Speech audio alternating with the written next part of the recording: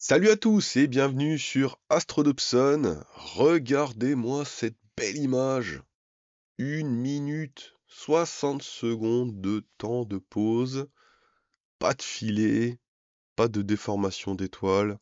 Une belle image bien propre comme on aimerait en avoir tout le temps. Et cette image, elle a été produite grâce à notre dérotateur de champ fait maison. Aujourd'hui, on va parler de ce dernier projet, fruit encore une fois d'une collaboration entre Jean-Luc, notre programmeur de l'extrême, et votre serviteur, dérotateur de champ sur base Arduino, contrôlé par ordinateur. Un peu un rêve qui devient d'une certaine manière réalité. Bon, on pouvait s'y attendre quand même, puisque si vous avez suivi les vidéos de ces derniers mois, vous avez vu qu'il y a quand même un certain nombre d'indices qui nous menaient vers ce projet. Le premier étant notre rotateur de caméra compatible Nina, qui marche très bien, qui permet de compenser la rotation de champ, mais pas en temps réel. On fait une rotation tous les X secondes, histoire de conserver une faible rotation sur l'ensemble de la session. C'était déjà quelque chose de bien sympa, une grande avancée. Ça m'a permis à moi d'allonger mes séances sans avoir un crop trop important sous Cyril. Mais il y avait quand même l'idée d'essayer d'aller plus loin. Partant de ce projet-là, est-ce qu'on pouvait le mener un cran au-dessus et faire de la dérotation en temps réel? Deuxième élément qui nous a forcément emmené vers ce projet de dérotateur, c'est notre étude théorique de la rotation de champ qui a abouti à Astro Target Selector. Donc Astro Target Selector, c'est notre première contribution avec Jean-Luc. Un logiciel qui calcule le temps de pause en fonction de votre imageur et de votre lieu d'observation et qui vous permet de déterminer le meilleur moment pour shooter un objet céleste en prenant en compte les contraintes de rotation de champ. On a vu que à AZ90 et à AZ270, la rotation de champ est nulle.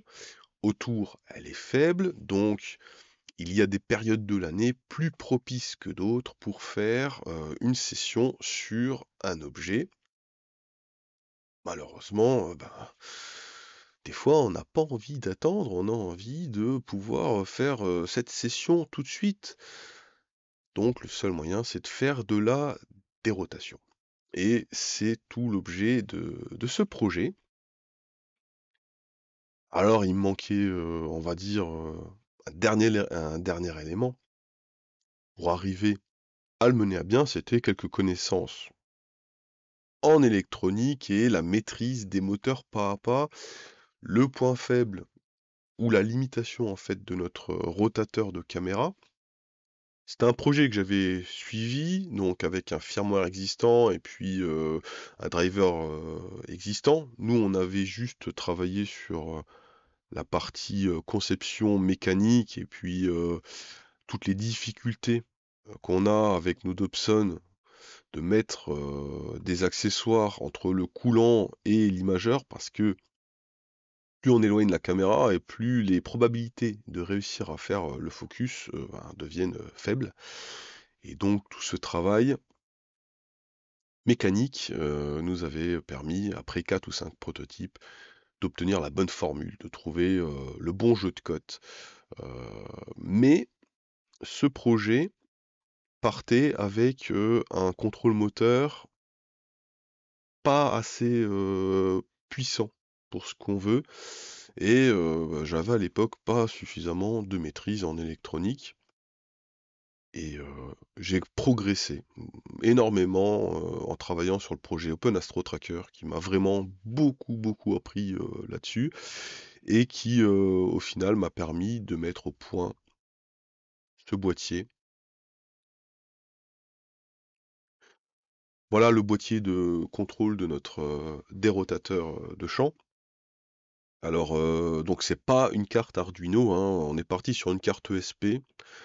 Une carte ESP, pour ceux qui savent pas, c'est une carte qui permet d'avoir le Wi-Fi et donc ben, de contrôler euh, celle-ci au travers d'un ordinateur ou d'un smartphone, mais sans liaison filaire. Et pour autant, actuellement, dans un premier temps, on va rester sur un port USB pour la connexion. On verra dans un deuxième temps, si ça se justifie, on rajoutera le Wi-Fi. Nous, on est parti là-dessus parce que c'est des cartes qui sont pas chères du tout. C'est beaucoup moins cher qu'un Arduino Uno. Donc, en plus, c'est très compact. Encore une fois, j'ai fait du recyclage, hein, ça, c'est la carcasse encore d'une de mes imprimantes 3D que j'ai démontée et recyclée, et tout rentre bien dedans. C'est vraiment super. Mais bon, j'imagine que vous m'écoutez depuis quelques minutes et vous dites mais il répond pas à la question que je me pose. C'est quoi les performances de ce dérotateur de champ? Ça y est, on est parti sur 120 secondes de pause, on est parti sur 300 secondes de pause. Alors non, non, malheureusement, vous allez voir, c'est pas aussi simple que ça. Une fois qu'on a supprimé la rotation de champ, eh ben, il va rester tout ce qui est défaut de suivi. Et ça va vraiment dépendre de votre, qualité de suivi, de la manière dont vous arrivez à régler votre, télescope et de ce petit filet qui va se créer. Comme je vous l'ai montré, je suis arrivé à faire des photos avec un temps de pause de 1 seconde. Parfois c'est 45 secondes, puis parfois ben c'est 20. Mais ben, mine de rien, attendez, je vais couper. Voilà. Ah, ça c'est Jean-Luc. Voilà. Jean-Luc, tu me déranges en plein enregistrement. Moi je recommence pas la vidéo pour ça, hein, je vous le dis, hein. Ça fait déjà 5 fois que je la fais. Donc, du coup, qu'est-ce qu'on disait? La magie du direct.